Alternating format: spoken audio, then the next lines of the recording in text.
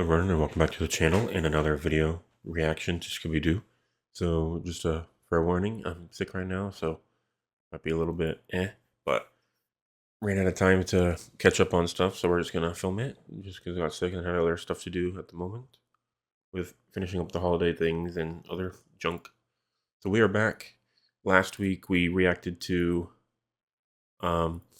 a Scary Night with the Snow Beast Fright, which was on the compilation video for snowy Scooby-Doo movies, and I rated that one at 8 out of 10.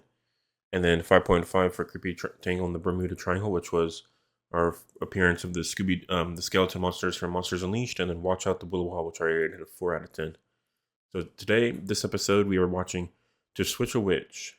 This one was released on September 30th, 1978, and as always, it was repackaged as the 4th episode of the 3rd season of the Scooby-Doo show. When it was technically the 3rd season of Scooby-Doo, Where Are You? And then the premise, the gang travels to Salem to visit a friend, Arlene Wilcox, on Halloween night. However, the town is haunted by a witch, and the townsfolk suspect Arlene, who is a descendant of the witch in question, and sets out to get a confession from her. And then, so we have Arlene Wilcox, interesting. And let me see if there's any trivia. It's presumed that the year takes place in 1978, obviously, and then the witch's sign, also referred to as Mark of Mormel, is a real-life alchemical symbol for sulfur, also known as the Leviathan cross in the occult. Until 2024, the scene where Fred tells Shaggy and Scooby to meet the rest of the gang in an hour after Shaggy secretly planned to go trick-or-treating with Scooby was removed from later reruns, most recently on Boomerang, for unknown reasons. That's interesting. I wonder why. Okay. Alright, I think we're just going to get right into this episode. I'm excited. Let's see how it is. See if being sick will make me like him more or less. Good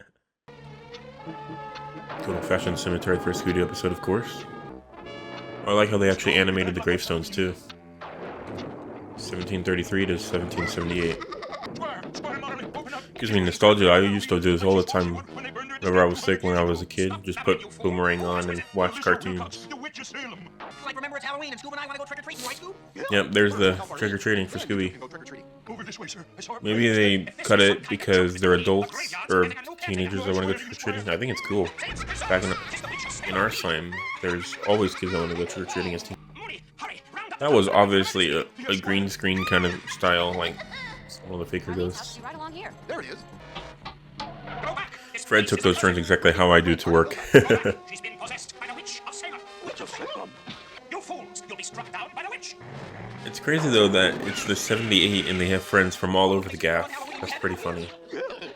He said you were a witch. Oh my gosh, Scooby. I know. That's Squire Marley, one of the town leaders. So he thinks the witch has possessed her body. Is that it? That's right. No, I'm not sure about that. And it said the witch will seek her revenge. And I guess she's just in a painting in her house. Thanks, Fred. Now let me show you to your rooms so you can unpack. If any of you are hungry, you'll find some snacks in the refrigerator. Holy crap, that was quick. Yeah, there you go, Shaggy. Nice.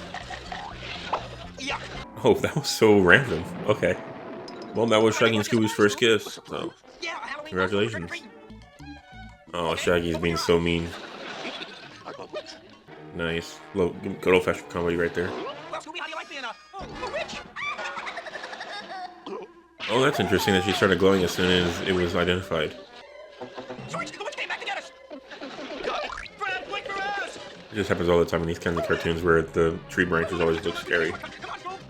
What's with a creepy friggin' scarecrow, man? Holy crud. That's like its own villain right there. Yeah, there's a lot happening right there. There's a weird symbol marked on this old Wilcox family grave. It's the Mark of Mormel, a witch's sign. Okay, so that's the one that you were talking about in the trivia. Like the witch got me. Help. Got some serious air on that one.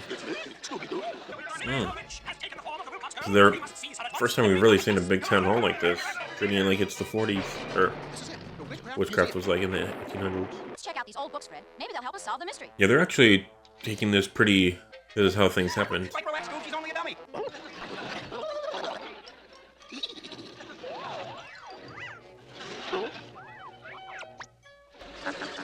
There's always a mouse in Scooby-Doo that's annoying. It's the same symbol we saw in the Wilcox grave. And the book says, this is the sign of Mormel. The Wilcox family records. It has the family tree for generations. And look here. When it comes down to recording Arlene's birth, it just says Gemini and everything else. Okay, Well, interesting. maybe Gemini's her birth sign. I was born under a hospital sign myself. Hospital sign? Get it? People of Salem, the witch has taken the form of the Yeah, I'm more going for this dude as the suspect. She wreaks her witch's vengeance. I time, girl. The mob will be here any second. Run for your life. This makes her a little suspicious doing that. Take that side tube, and I'll take this one. Okay. My gosh, they're trick-or-treating. Shaggy!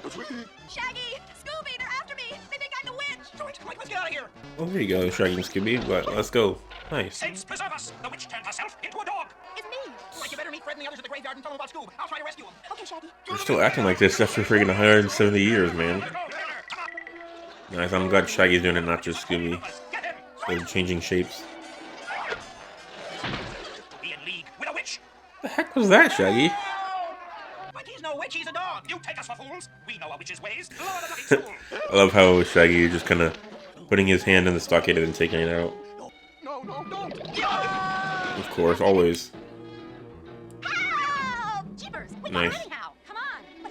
But that's impossible! Look at her! She's exactly like me! She only pretended to be a witch to get the inheritance away from Yeah, Arlene. that dude's there too, and that dude Twin too. sisters? What? Twin sisters? Twin? I never knew she existed! When we found the family record that said Jim and Oh, that's a Which means full-on twins. mystery style. Interesting. They blotted out. She planned this witch hoax to scare you out of town forever and take over your estate. Our Mooney?